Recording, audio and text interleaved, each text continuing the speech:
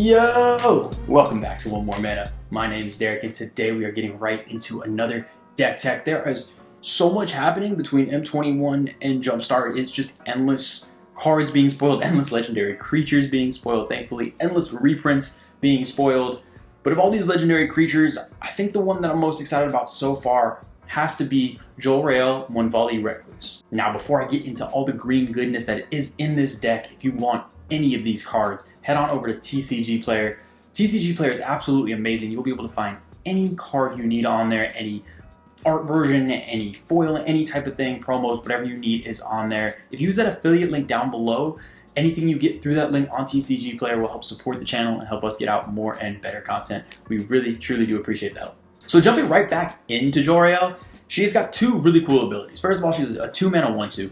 And whenever you draw your second card each turn, you get a little 2/2 cat, which is awesome. I also love that the cats in the picture are these like little panther things, because I myself, who has a little demon black kitty that thinks he's a panther and tries to cause me harm as if I was his prey, it reminds me of my little Sir Barks. So I automatically am drawn to that card so much. And the second ability gets even cooler, where you pump 6 mana in, and all of a sudden all your creatures become XXs, where X is the number of cards in your hand. Now this is important that it becomes an XX, not +X+X, which is how I read it the first like 10 times I read this card.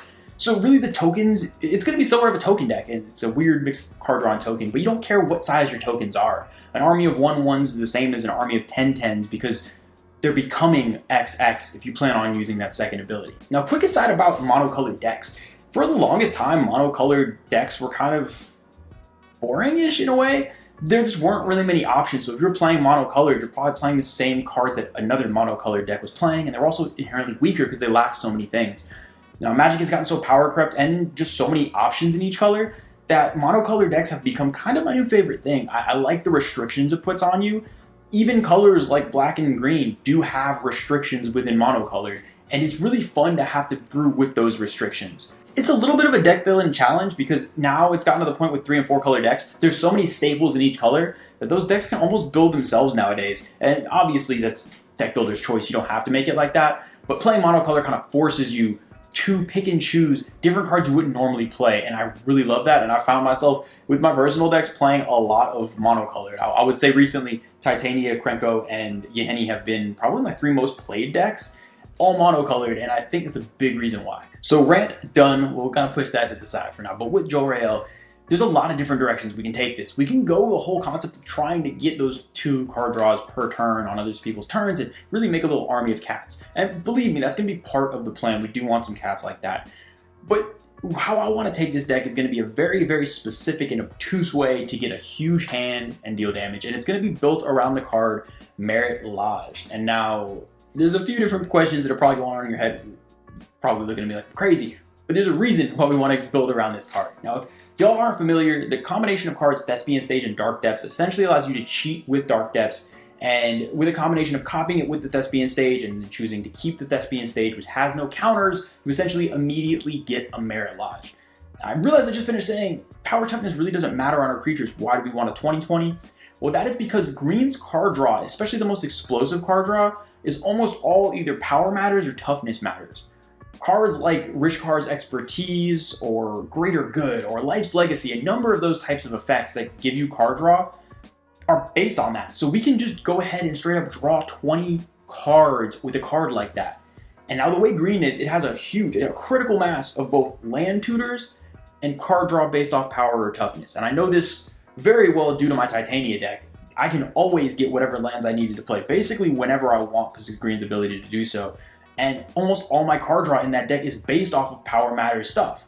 And believe me, it's very easy to get it. And not only that, but because of these explosive effects, we can draw into more of them, basically setting us up to have this engine for the whole game. So the nice thing about card draw, when it's a mechanic of the deck, it lets you see your whole deck as well, so we can reliably get all of this stuff going. It's a very strange way to do it. There's definitely more straight to the point, easy routes to go with the deck, but I think it's going to be super fun to build it this way, because it's really going to set up for super explosive turns. And when it works and you get this 20 card draw in one turn and turn all your creatures into 20-somethings, it is going to be crazy. It's essentially a Crater Hoof on a commander when done correctly.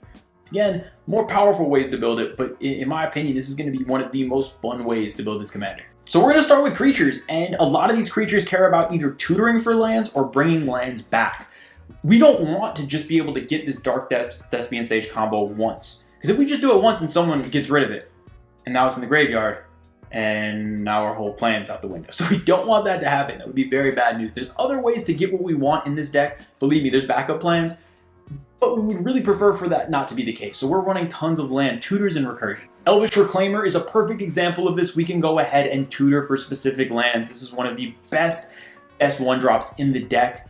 Obviously, Dark Depths doesn't tap for mana, but Thespian Stage does. So it is a great way to go ahead and get that early to set up our combo so we can get that. Because the nicest thing about this is that whole Dark Depths Thespian Stage thing, to activate and get the Dark Depths only costs 2 mana. So we should have enough mana in that same turn to cast a huge card draw effect, which is really going to set up our engine for the rest of the game. Ramanop Excavator is another crucial card because it's going to let us play lands from our graveyard, again letting us recur those lands. When they do their thing and get the Mirage, they go to the graveyard. This is a great way to go ahead and just bring them right back. And then both Tilling, Treefolk, and Titania are both going to be phenomenal ways to ETB and bring a land back. All of these cards are phenomenal. Not to mention with Titania, when we do that whole Dark Depths Thespian Stage thing, we net 2 5/3s in addition to the Mirage. These are all phenomenal cards, and these are really the staples of the deck. With the creatures, we definitely want these in here to be able to recur everything. Now let's look at some backup plans that we stuff in the creature slot, because again, I've learned when you build decks around 1 or 2 cards, and no matter how gimmicky and fun it is, you need backup plans, because sometimes it doesn't work out, and you don't want to be stuck doing nothing. So a few of the best backup plans in the deck are going to be something like Grothama the All-Devouring. This also combos tremendously well with our Merit Lodge, because we can actually kind of just double the Grothama as another Rishkar's Expertise type effect. But in addition to that, it's a 5 mana 10/8, so we can use that, that 10 power to go ahead and draw off of that as well. It's a phenomenal and versatile card in the deck. Shout out to Sed, because somehow I forgot this card in here, and he set me straight and made sure I put it in. Multani Yavimai's Avatar is another phenomenal card for similar reasons. We're going to be playing a lot of ramp in this deck because even though it's land tutoring, we're still getting lands into play, and it's green, you always get a lot of lands into play. We also have a lot of effects that involve lands going to the graveyard, so Multani is going to be phenomenal as a huge power toughness creature. Again, basically getting us that same thing that Merit Lodge is going to be and function the same way in the deck. This one's also recurable, so it is a great kind of it really builds up an engine that can keep going. And then another card I love is Orin Frostfang. Orin Frostfang is just phenomenal because it lets you draw cards. So if you're in a situation where you build up a board with tokens, because we have lots of token generators as well, but you don't get that big creature, this is a great way to swing in, draw the cards up, either draw into those big creature combos with the card draw, or just draw cards straight off of it and be able to get your commander in a situation where it can pump the team. Now with the enchantments, there's a few cards that are just straight up just taking advantage of the drawing a second card each turn. So we got stuff like Sylvan Library. It's a very expensive card, so it's not necessary for the deck at all, but if you have it, yeah, I guess every green deck, I'm not really breaking any news, but it's very good in this deck because we guarantee cats every turn. We also have something like a Rites of Flourishing. Rites of Flourishing is phenomenal. It's going to help everyone, and games tend to speed up a lot with a card like this, but our deck is really built in a way that the extra card draw and ramp, if our deck explodes, the whole table's probably going to be dead, so we might be able to outrace people with a card like this. And then Greater Good is awesome as well, just because we have all these big power creatures. It goes without saying, this is one of the keys. This is one of those key card draw effects that I mentioned earlier. I probably won't mention all of them because there are a lot in this deck, but Greater Good is just one of the best because it's repeatable. It's insane. I also love Kenrith's Transformation as removal in this deck because it does cantrip. So it's essentially added to this effect, you get a 2/2. Not a huge thing. There's probably more efficient removal, but I just love when you can have it synergize with your commander like that. Now in the Artefact, you have a couple cards that can really help you draw that second card a turn as well. You have something like an Ahamrit's Archive, which is basically doubling your card draw. In a deck like this, it can fill your hand up really fast. Be careful not to deck yourself, but it can basically set up winning turns very easily. Something like a Horn of Greed is also tremendous. The playing a land, draw a card. In our case, we also get the 2/2, so we benefit more. It helps everyone, but we really do benefit the most. And then Thought Vessel is actually really crucial. I was shocked at how expensive this card is now, but this is a very crucial card. I guess it's just, we don't want to have to discard down. While drawing 20 cards in a turn, if we get this whole setup, there's really turns we can just win right then, but in the times we can't, we don't want to have to discard down. It's very crucial. Our card draw is so explosive, the odds of us drawing one of these maximum or no maximum hand size cards is pretty high. So cards like this, Library of Lang, and another card like a Reliquary Tower are very crucial. You want to have those effects. And you want to draw into those effects because it's really feel bad if you draw those 20 cards, get set up for the win, and then have to discard. You really want to avoid that. Now with the instants, we have a lot of removal, which is where green sees a lot of its removal. Green has access to tremendous removal at this point. Really the only thing green really lacks is board wipes, and our green removal is phenomenal. We also run cards like Return of the Wild Speaker and something like a Momentous Fall. Again, those huge card draw effects. We basically put all of them in here, and those are 2 more examples of that. Now, probably the most important card in the deck to me is Crop Rotation. It's just so powerful to be able to sneak in either the Dark Depths or that Thespian Stage and really try to catch people off guard. Instant speed, put a land into play is just super broken. I always say there's a reason lands can't be played at instant speed, and this gets around that. Super powerful card. And then another one that would be a budget cut, but if you have it, throw it in there. It really needs a reprint. It is Arachnogenesis. Please reprint this card. There is no reason this needs to be a $20 card, but it is so good and so much fun, especially in stompy metas. In a deck like this, it is just so powerful to be able to fog, make a bunch of 1/2s, and then turn them giant with your commander, especially because it's instant speed, so you're going to be able to swing with them that next turn. This is such a good card in the deck. But I'm really holding off hope that it gets reprinted very soon. So maybe don't buy it just yet. But when this does inevitably get reprinted and drop in price, pick some up because this card is insane. Now with the sorceries, there's a lot of them, but they can sum it up basically in 2 categories. You have all of your green land tutors and then all of your card draw based off power cards, all just stuffed in here. It's essentially all of them. Now we have some land recursion and other things in here as well. But you can look at the deck list, try to stuff as many of these as you can. Those land tutors are the most important part of the deck, and a lot of them double as ramp. With a Temp with Discovery or an Hour of Promise, you ramp and get to tutor for the specific lands you need. These cards are just so broken. To me, of all the card draw effects, outside of Greater Good, I think Rishkar's Expertise has to be the best. You get that huge card draw and get to cast a 5-mana spell essentially for free off of it. Super powerful effect, and the great thing about these huge card draw spells, they're really pretty cheap. They're not super expensive, so you can really just put all of them in there. I did include also a card like Shamanic Revelation, which kind of seems odd because we're trying to get a big creature, but there are lots of token generators in the deck. And just in general, we may end up with a board with some tokens. This is a great backup plan. If we can't get that big creature and we just have 4 or 5 creatures, it's great just to be able to draw some cards and kind of try to refuel to get everything going if stuff's going south. And another, just one of my favorite cards in the deck, period, is going to be Azuri's Predation. This can have a similar effect kind of to Arachnogenesis, where you can just fill your board, and if no one has an answer, we can just make our beast massive with our commander next turn. These cards are just super powerful because it's removal, it's token filling, it's Green's version of a board wipe, and it does it in such a flavorful way. This is one of those cards that I think more decks should probably run, because even if there's not a ton of creatures in your meta, you'd be surprised just by how many creatures are on the board at a given time. And now I also love Creeping Renaissance. I mentioned land recursion. I particularly love Creeping Renaissance because it can just bring all your lands back, or all your creatures back, or whatever permanent type you want. It's great because it can specifically get that Dark Depth Thespian stage, but if you manage to have a lot of lands in your graveyard through some of the effects in this deck, then they just all go to hand. And the best thing is you can play them, but it also fills your hand size. This kind of has a double utility in the deck, and I just really love its versatility, and it's also got awesome art, which helps. Love my Innistrad cards. I try to stuff as many as I can into any deck, and this one's really, really useful in here. Shocker, there's a Planeswalker. I know I don't like Planeswalkers. I tend not to include them on purpose, but Garruk Primal Hunter is phenomenal because it's that draw cards equal to power effect. Also, Garruk's kind of my boy, so I kind of give an exception to Planeswalkers if it's a Garruk. I'm a fan of Garruk, so kind of gets around my anti-Planeswalker thing, but that effect is just too on theme not to include. Now moving on to the lands are the most fun part of this deck to me to put together because you have so much flexibility, and that's always my favorite part of any deck. Really the only auto-includes for the lands that you're going to want, it has to be Dark Depths and Thespian Stage, so that's kind of the whole premise the deck is built on. And then you really, really need Reliquary Tower because you don't want a maximum hand size at all. So those are just tremendous, tremendous cards to have in here. Now, really, you get flexibility. Look through the lands I put in here. These are kind of just my picks for cards that I just have kind of laying around that I put in the decks. You can ignore the Gaia's Cradles. You can ignore the Yavimaya Hollows. Different cards like that. They're powerful, but they're just not necessary for this particular deck. Really focus more on stuff like Blast Zone, for Field of the Dead. Different things like that. Scavenger Grounds is so good.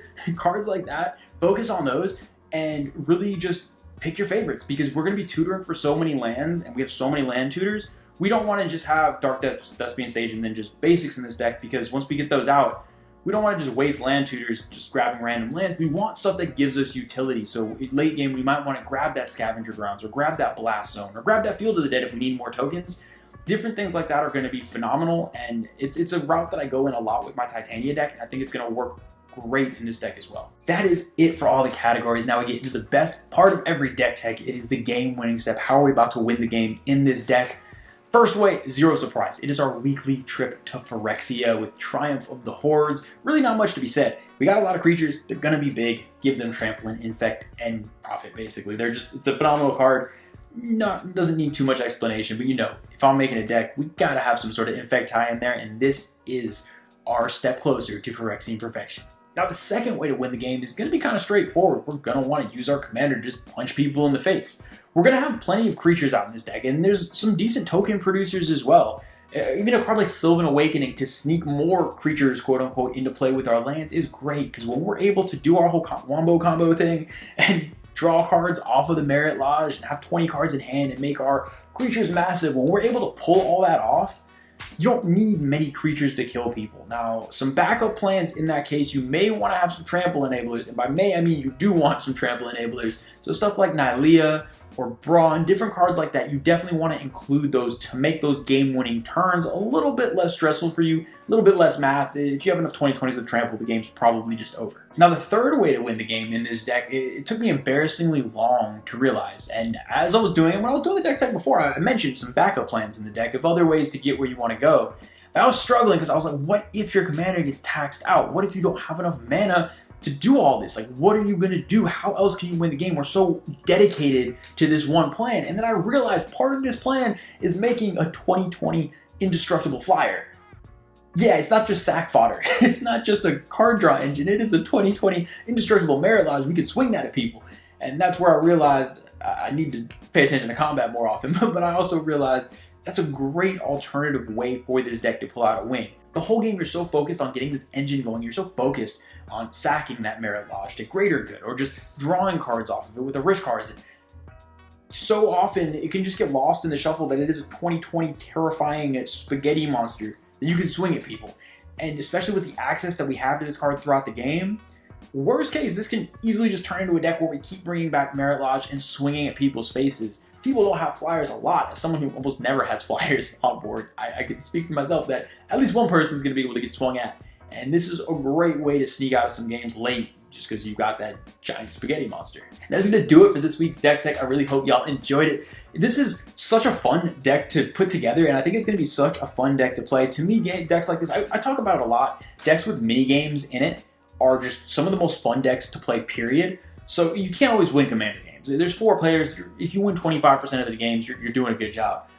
But you need to have little mini achievements within those games to really get some satisfaction out of it. At least that's how I like to do it. And in a deck like this, if you can just pull off the whole Dark Depths Thespian stage and draw the 20 cards, you did your thing. You did something crazy, you did something fun, and you got that engine going.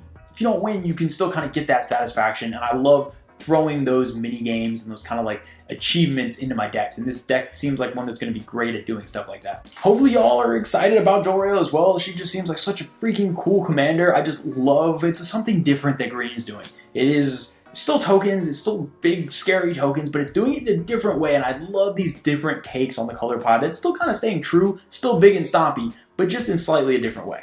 As always, huge shout out to the patrons. We love and appreciate y'all so much. Y'all can let me know, what are the legendary creatures you're most excited about right now, because there's a ton. There's been so many spoilers, and there's so much cool stuff to come from both M21 and Jumpstart, which seems so much fun and so cool. The flavor lands, the lands dedicated to each legendary is probably the coolest concept. We'll save this for another video, but probably one of the coolest concepts I've ever seen Wizards do. I'm super excited about that. But yes, there's so much stuff to come, so much fun stuff to come. But until then, I will see y'all next time.